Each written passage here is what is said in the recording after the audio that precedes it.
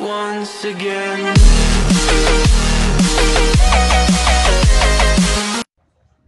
Hey guys, comment allez-vous? Moi ça va super bien, surtout que lundi c'était mon anniversaire et j'ai profité à fond de ma journée. J'ai eu des cadeaux très sympas, j'ai eu des moments forts de joie et j'en ai été complètement heureuse.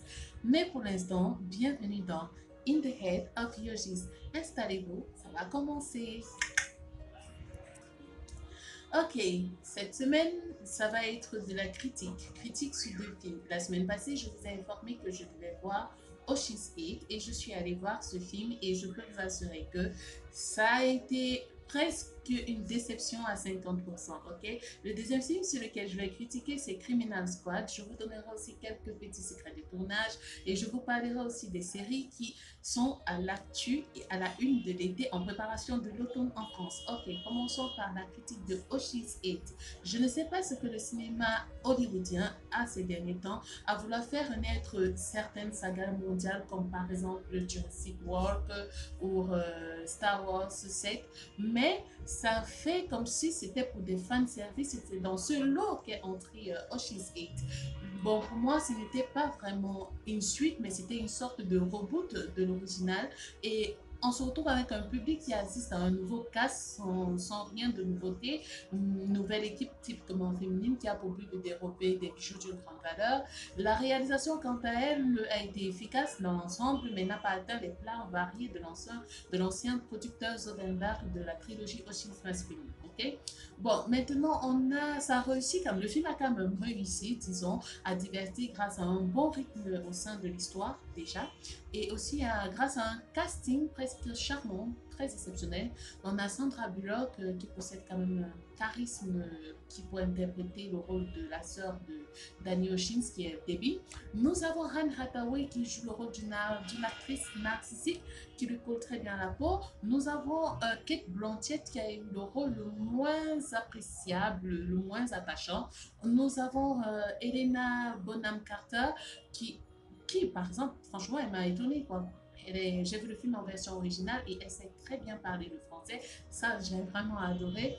Et maintenant, nous avons Rihanna qui joue le rôle d'une hackeuse possédant des Drake Loss et ça lui change un peu du film Valériane. Et forcément, dans le film, je l'attendais vraiment et je ne suis pas étonnée et je suis fière de dire que son jeu d'acteur est encore à démontrer. À défaut qu'elle reste dans la chanson, moi je l'aime particulièrement dans la chanson, elle chante quand même Umbrella et les gens se mettent à danser, ok? Néanmoins, nous avons des apparitions de certaines stars telles que Kim Kardashian, Anna Wintour, James Corden, le créateur du Carpool Karaoke.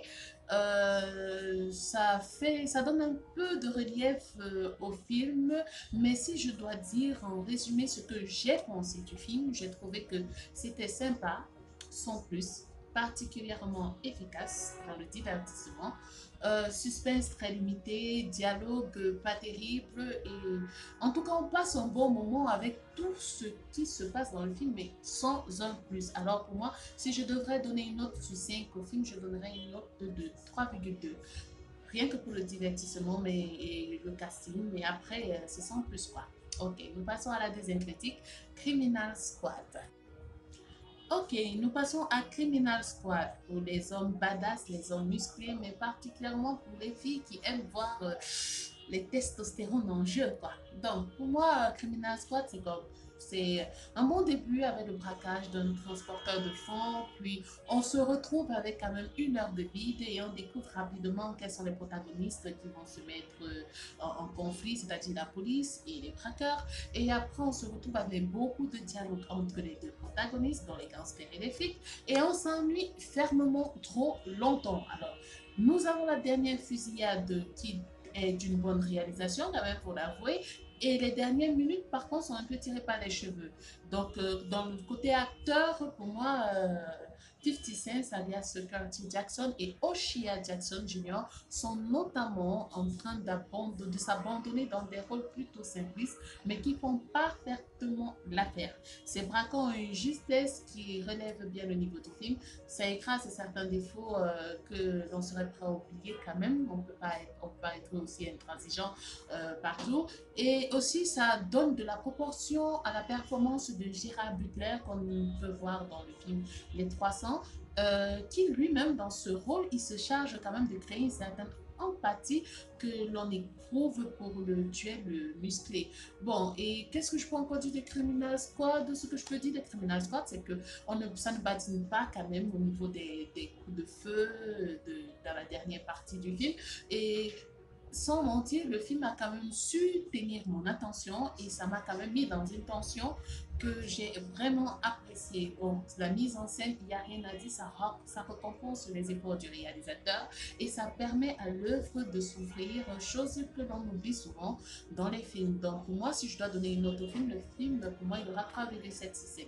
Mais ça n'empêche pas que ça reste un bon film et ça a eu de très bons acteurs et la réalisation surtout à la fin du film, elle est superbe, on ne s'y attend pas, on y va, on y fonce, moment, ok? Pour les Crispy News côté cinéma, soyez prêts. Apparemment, accrochez-vous bien, il pourrait y avoir 9 films en cours de développement pour Star Wars. Les fans de Star Wars vont crier ouais, moi je dis non, c'est pas possible. Pourquoi tourner encore 9 films? Bon, je me lance vraiment dans ma joie, mon enthousiasme ou bien quoi que ce soit, mais je vais rectifier, ok? Ce n'est pas en production, c'est en cours de développement. Donc les gars sont en train de s'asseoir, ils sont en train de réfléchir, essayer de décortiquer, de décarcasser et après essayer de trouver la logique dans tout ça pour voir comment ils vont nous produire 9 films. C'est grâce au podcasteur comment il s'appelle, Garius, un truc comme ça, qui aurait dit que voilà, ils sont pour parler, pour pouvoir parler certainement des différents acteurs, des différents personnages. Et je me dis que c'est vraiment une perte de temps. Bon, en revanche, certains films à l'étude se concentreraient sur un personnage iconique de la saga à l'instant de Yann Solo ou Solo et ceux qui attendent d'en apprendre plus sur sur Yoda et tout ça. Donc je pense que c'est pour ça qu'on dit qu'il y aura 9 films. En Paris, comme j'ai dit, c'est en développement. Ce n'est qu'une rumeur, ça ne confirme rien et ça n'infirme rien. Et cependant, elle n'est même pas si surprenante. Bon, pour moi, si on pouvait ne pas produire, moi, ça m'aiderait bien. Hein? Allez, on va passer maintenant aux séries. Restez sur place. We are the champions, my friend. Vous voulez savoir pourquoi je chante ça? Ça a été mon plus beau cadeau d'anniversaire du monde cinématographique. Lucifer, la série, la saison 4, c'est de retour. Allez, dansez avec moi. Non, pardon, excusez-moi. Pour ceux qui ne le savaient pas, à la grande surprise générale, en mai dernier, la série a été annulée et Netflix a décidé de renouveler la saison 4 pour 10 épisodes selon TV Line. Alors, moi, je me dis que Tom Ellis devrait remercier tous ses fans après avoir lancé la pétition #LuciferLeaks. Eh ben oui, moi j'ai signé cette pétition et j'ai été très heureuse d'apprendre que ça a rendu beaucoup de gens heureux, savoir que maintenant Tom Ellis pourra reprendre son rôle dans Lucifer en tant que Lucifer Morningstar et la célèbre détective inspectrice Chloé. Alors pour moi, je vous dis merci pour ceux qui ont fait consigner pour la pétition. Merci d'avoir sauvé et merci pour le cadeau que vous m'avez offert. Maintenant, nous passons à The Flash. The Flash avec Cécile Horton, celle qui joue le rôle de Cécile Horton dans The Flash, qui s'appelle Danielle Nicolette. Apparemment, j'aurais appris qu'elle aura un rôle majeur dans la saison 5. Rappelez-vous, dans la dernière saison de The Flash, elle avait un pouvoir, elle pouvait être télépathe, elle pouvait transmettre, recevoir des informations, même si les personnes étaient endormies ou quoi que ce soit. Donc, ce qui fait que ça a ajouté un maximum de choses, de bonnes choses dans la série. Ça nous a permis de tenir la saison 4 de The Flash. Et maintenant, on nous apprend que celle qui joue le rôle de Cécile Horton aura un rôle plus récurrent, un rôle majeur, surtout, alerte spoil, pour ceux qui n'aiment pas les spoils, la fille de Iris et de Barry Allen est déjà arrivée et elle semble avoir des problèmes. Donc, j'ai hâte d'attendre la nouvelle saison qui aura lieu, qui va prendre service en automne sur la chaîne américaine CW. Maintenant, concernant Game of Thrones, je ne peux pas dire que c'est un secret de tournage, je peux plutôt dire que c'est une sorte de prémonition. Apparemment, celle qui joue le rôle de Sansa Stark, Sophie Turner, qui joue aussi dans X-Men, aurait fait un tatouage où elle a dessiné un loup et elle a écrit, et c'est écrit en dessous du loup, ce pack survives.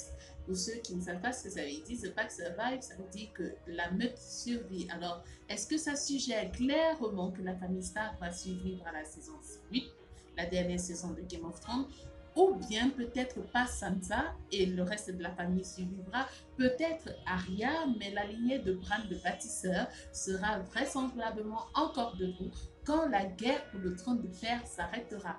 Alors, est-ce ce qu'on appelle un indice que nous donne Sophie Turner? Je ne sais pas, mais pour l'instant, on va s'accrocher, on va y croire que la famille Stark va survivre à l'attaque des marcheurs blancs. Quoique, dorénavant, quand on va lancer la série, je vous ferai des petites analyses suite aux questions que vous allez vous poser ou suite à mes interrogations personnelles sur la série de Game of Thrones. On ne va pas lâcher l'affaire. Pour l'instant, ce que vous avez maintenant à faire, c'est de vous abonner. Vous abonnez là, quelque part, il y a un petit bouton abonner. Vous likez, vous commentez et surtout, vous partagez. Alors les gars, on se voit la prochaine fois. Bye bye. Dans Eat the Head of Justice.